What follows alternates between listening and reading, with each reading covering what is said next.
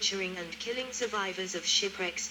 90. With an increasing European presence in South Florida, Native Americans from the Keys and other areas began increasing their trips to Cuba.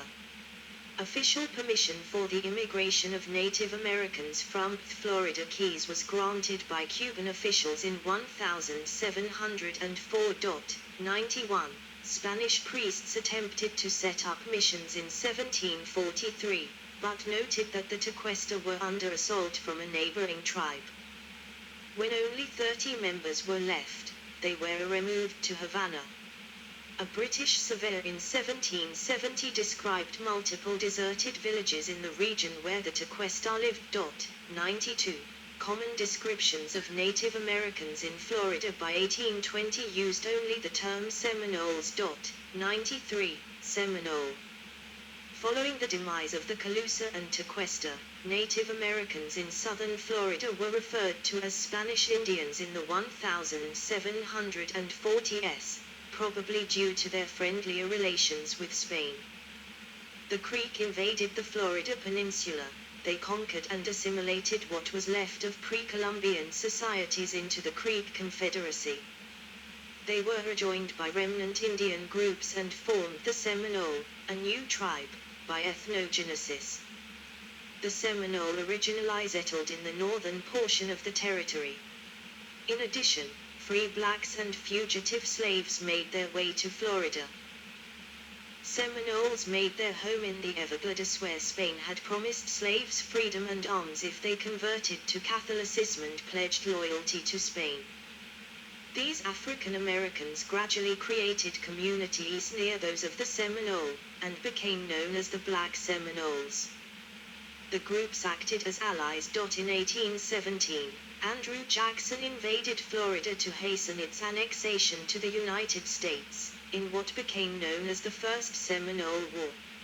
After Florida became a U.S. territory in 1821, conflicts between settlers and the Seminole increased as the former tried to acquire lands. The Second Seminole War lasted from 1835 to 1842, and afterward, the U.S. forcibly removed about 3,000 Seminole and 800 Black Seminole to Indian Territory, now Oklahoma, west of the Mississippi River. Many others died in the war. 94. Conflict broke out again in the Third Seminole War from 1855 to 1859, when a few hundred Seminole fought off U.S. forces from the swamps of the Everglades. The U.S. finally decided to leave them alone, as they could not dislodge them even after this protracted and expensive warfare. By 1913, the Seminole in the Everglades numbered no more than 325. 95. They made a living by hunting and trading with white settlers, and raised domesticated animals. 96. The Seminole made the villages in hardwood hammocks or pinelands, had diets of hominy and coontie roots, fish, turtles, venison, and small game. 95. Their villages were not large, due to the limited size of the hammocks. Between the end of the last Seminole War and 1930, the people lived in relative isolation from the majority culture. The construction of the Tamimi Trail, beginning in 1928 and spanning the region from Tampa to Miami, altered their ways of life. Some began to work in local farms, ranches, and souvenir stands. 97. Some of the people who interacted more with European Americans began to move to reservations in the 1940s. These were their bases for reorganizing the government, and they became federally recognized in 1957 as the Seminole Tribe of Florida. People who kept more traditional ways had settlements along the Tamimi Trail and tended to speak the Miccosukee language. They later were federally recognized in 1962 as the Miccosukee Tribe of Indians of Florida.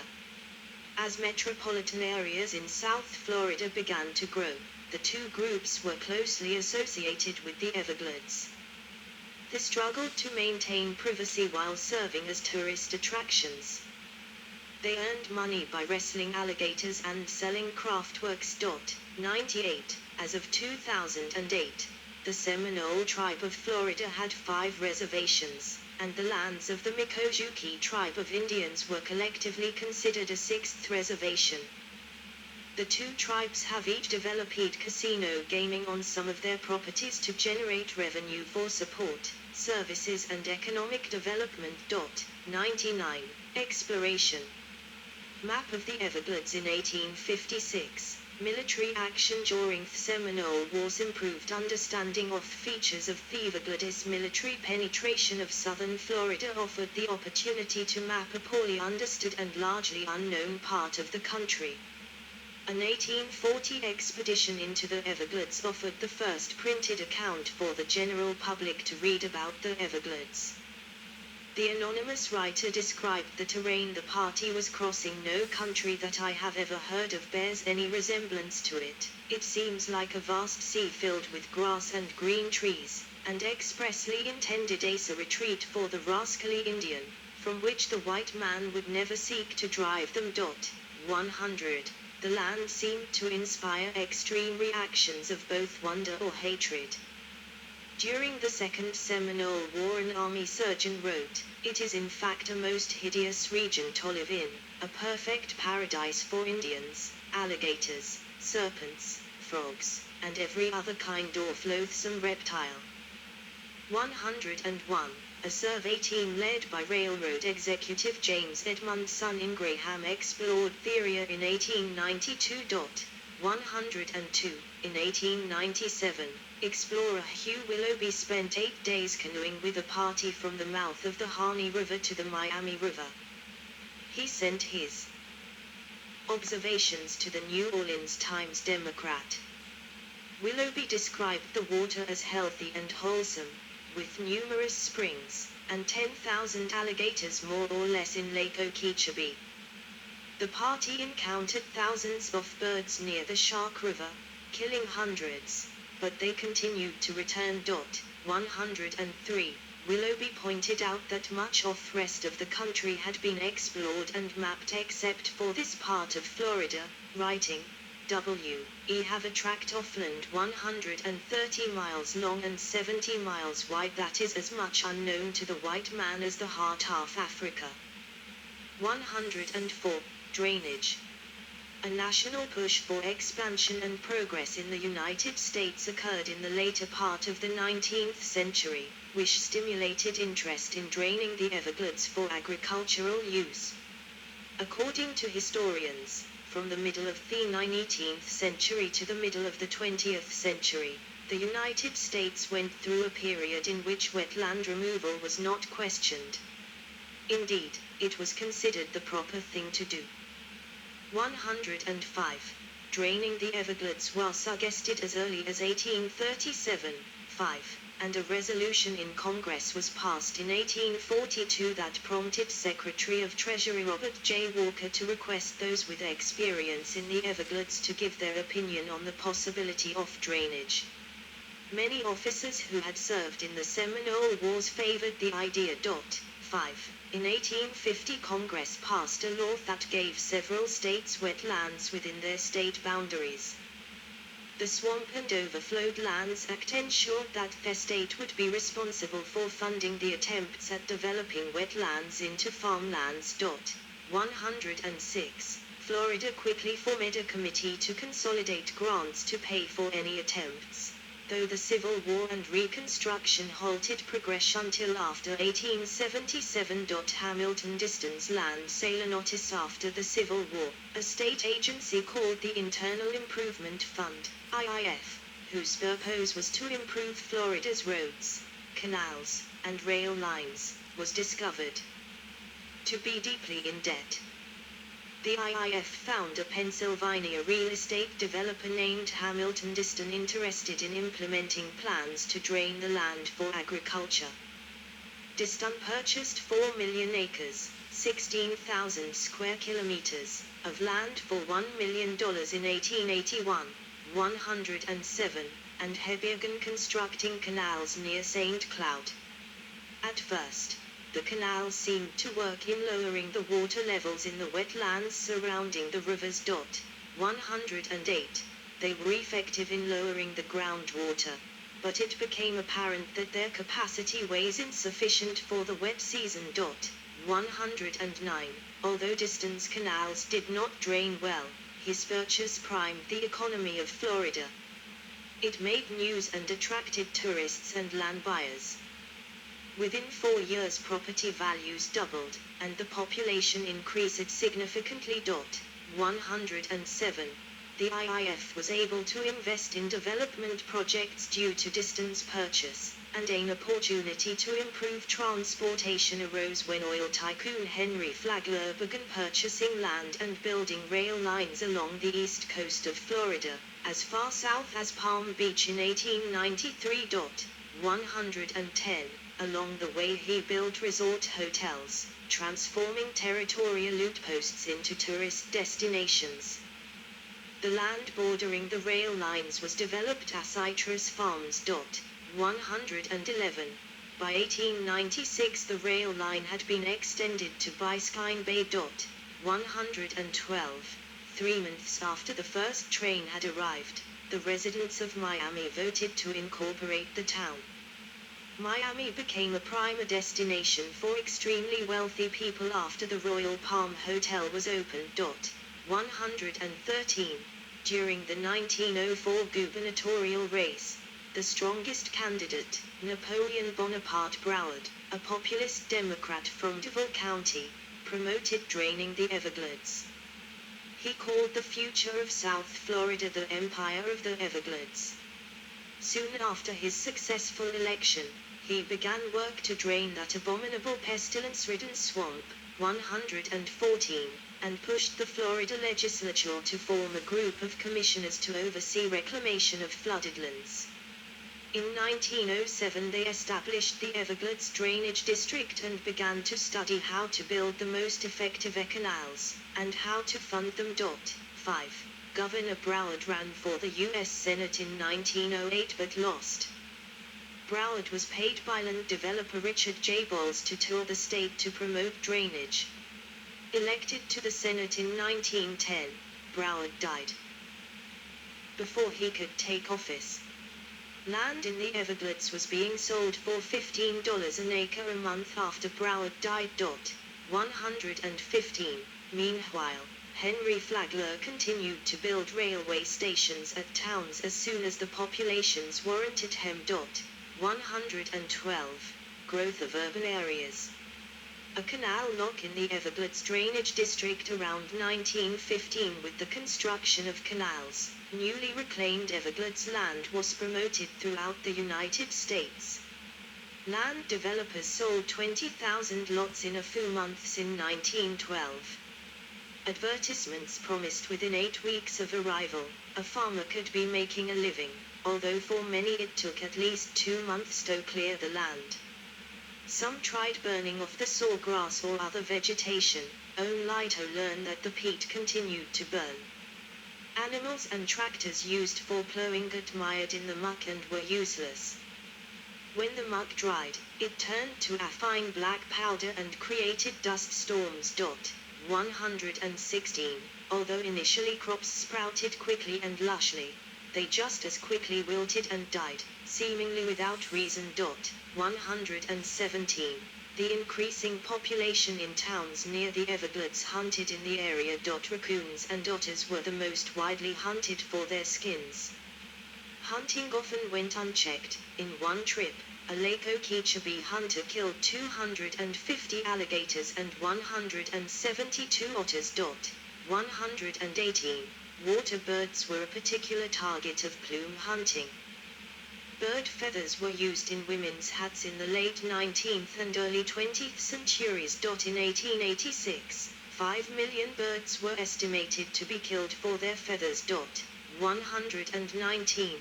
They were shot usually in the spring, when the feathers were colored for mating and nesting. The plumes, or aigrettes, as they were called in the millinera business, sold for $32 an ounce in 1915, the price of gold. 118. Millinery was a $17 million a year industry. 120. Thought motivated plume harvesters to lay in watch of nests of egrets and many colored birds during the nesting season, Shoot the parents with small bore rifles, and leave the chicks to starve. 118. Plumes from Everglades wading birds could be found in Havana, New York City, London, and Paris. Hunters could collect plumes from 100 birds on a good day. 121. Rum runners used the Everglades as a hiding spot during Prohibition. It was so vast there were never enough law enforcement officers to patrol it. 122. The arrival of the railroad, and the discovery that adding trace elements like copper was the remedy for crops sprouting and dying quickly, soon created a population boom. New towns such as Moorhaven, Clewiston, and Belglade sprouted like the crops. 5. Sugarcane became the primary crop grown in South Florida. Miami experienced a second real estate boom that earned a developer in Coral Gables $150 million. Undeveloped land north of Miami sold for $30,600 an acre. 123. In 1925, Miami newspapers published editions weighing over 7 pounds, 3.2 kilograms, most of it in real estate advertising. 124. Waterfront property was the most highly valued. Mangrove trees were cut down and replaced with palm trees to improve the view. Acres of South Florida /pine were cleared. Some of the pine was for lumber, but most of the pine forests in Dade County were cleared for development. 61. Flood control. A sign advertising the completion of Herbert Hoover Dike. 2 catastrophic hurricanes in 1926 and 1928 caused Lake Okeechobee to breach its levees, killing thousands of people. The government began to focus on the control of floods rather than drainage. The Okeechobee Flood Control District was created in 1929. Financed by both state and federal funds. President Herbert Hoover toured the towns affected by the 1928 Okeechobee hurricane and ordered the Army Corps of Engineers to assist the communities surrounding the lake. 125. Between 1930 and 1937 a dike 66 miles, 106 kilometers, long was built around the southern edge of the lake. Control of the Hoover Dike and the waters of Lake Okeechobee was delegated to federal powers. The United States declared legal limits of the lake to between 14 and 17 feet, 4.3 and 5.2 m. 104. A massive canal was also constructed 80 feet, 24 m, wide and 6 feet, 1.8 m, deep through the Caloosahatchee River. Whenever the lake rose too high, the excess water left Thrutty Canal. 104. More than $20 million was spent on the entire project. Sugarcane production soared after the dike and canal were built. The populations of the small towns surrounding the lake jumped from 3,000 to 9,000 after World War II. 126. Immediately, the effects of the Hoover Dike were seen. An extended drought occurred in the 1930s, with the wall preventing water from leaving Lake Okeechobee and canals and ditches removing other water. The Everglades became parched. Peat turned to dust. Salt ocean water intruded into Miami's wells. When the city brought in an expert to explain why, he discovered that the water in the Everglades was the area's groundwater. Here, it appeared on the surface. 127.